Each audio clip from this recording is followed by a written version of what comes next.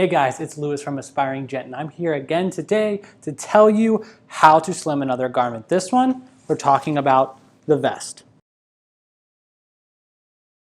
Now luckily, most vests are made and constructed very much the same. In all my years of doing vests, there have only been very few that have been made differently. So this has been the most standard that I've seen in what I do on probably about a 90% basis. So I'm going to hop right in and show you how this is done. Now this is again for a customer, so I'm not going to be trying it on, but all that you have to do is just like all my other videos, try it on, pinch where you want it to be finished, add some pins, add some chalk marks, and you are set to go to start. Here on this garment in particular, we're taking it in quite a bit. We are looking at 2.5 at the top, all the way down to 1.5 inches at the bottom. So let's tear this open, look on the inside, and get started. So on these vests, usually what you'll find is a top stitch seam on the inside here. You can take it and turn it inside out this way, but what I like to do, it's a little bit easier to get the job done, open it from the bottom, just enough to get your hand in and turn the whole garment inside out. So here on the inside, we have this straight seam, and all we have to do is measure in. So we're going to double our measurement. So at the top of the armhole, which is here, was 2.5. So we're going to go 1.25 inches. Then at the bottom, it was 1/2 inch. So we're going to go 3/4. 1.5 inches. I think I said 1/2 inch.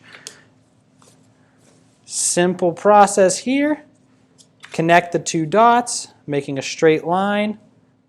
Now I've been doing this over and over and over again. So this is plenty for me to take it over to the machine, make sure it's all flat. But if you have to, take it over to the iron, press this nice and flat so that you don't have any bubbling in your lining or face fabric. Even add some pins along here if you have to. You want to make sure all of this material stays flat and stops from shifting. But we're just going to take it from here, straight down into there, back tack on either side. Now sometimes what you'll get is where the lining and the face fabric aren't all sandwiched together like this. They're independent, and you'll have like the lining will loop down like this and the face fabric will be here. All you're doing at that point is measuring the measurements all the way around and just sewing them independently. It's pretty much the same thing, but you'll have the lining to do and then the face fabric to do separately. But a lot of the times, guys, it is just put together, sandwiched all in one, and we're just tacking it right down. Now I like to have my stitching on the machine to about a 2.5 to 3. That's where I like to stitch a lot of things. But if you're very confident with the measurements, you can go a little bit tighter, 1.5, 2.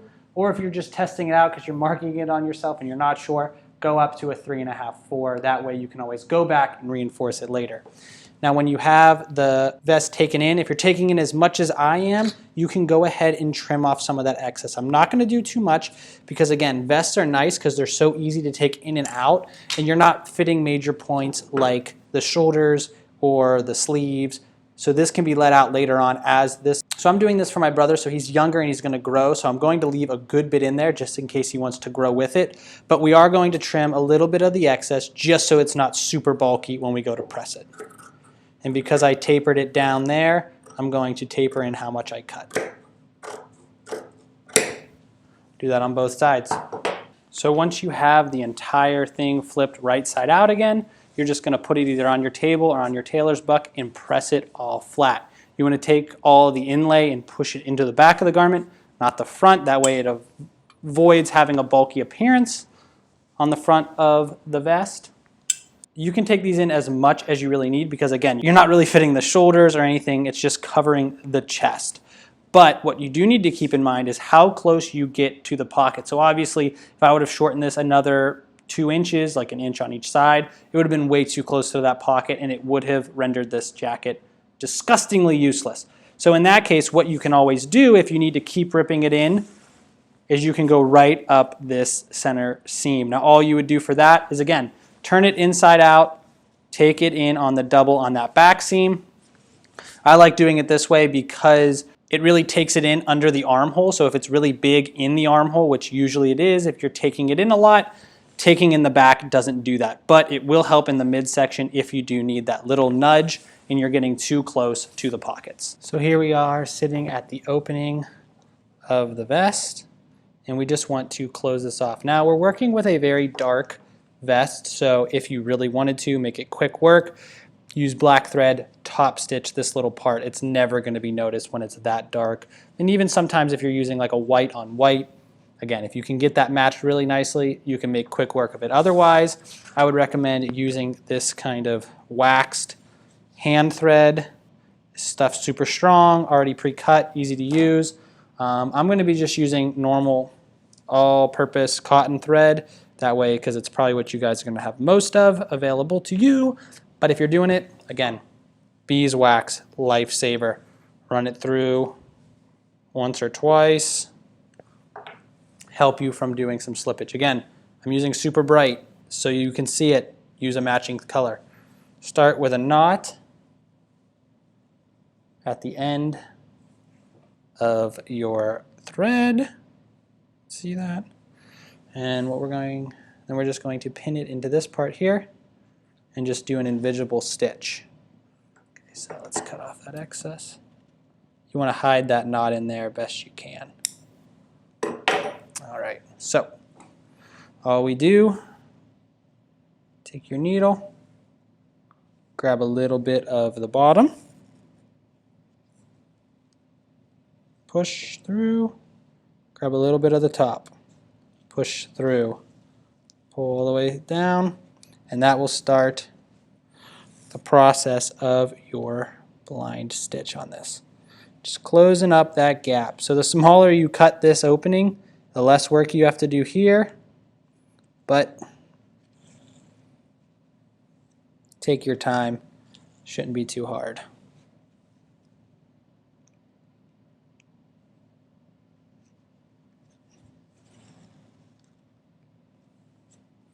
After a couple stitches, take your thread, pull it tight, back tack it a little bit. That keeps the whole thing. If one piece of string breaks, the whole thing doesn't come open. When you get to the end, just do like you did the back tack halfway through, around, do like twice. So as you see, very unnoticeable except for those little ends, but if it was a matching color, you would be all set to go. That's it, guys. You took in the sides of your vest. Now also, to note, you can take in or let out the vest in the same exact method, but you have to make sure you have some room in there to let it out. Now, if you have any questions, some troubleshooting problems, or your vest doesn't look quite the same on the inside, feel free to follow me on any of my other social media platforms to get additional content or reach out for help. Also, I have a text number that you can shoot out directly to me, and I'll help you with whatever problems you may be facing. But that's it, guys. Please like, share, subscribe to all of this content. It helps me so much to know what you guys are engaging with, what I should make more of, and it also helps support this channel. So thank you guys for being here. It means so much. Lewis from Aspiring Gent. I'll see you next time.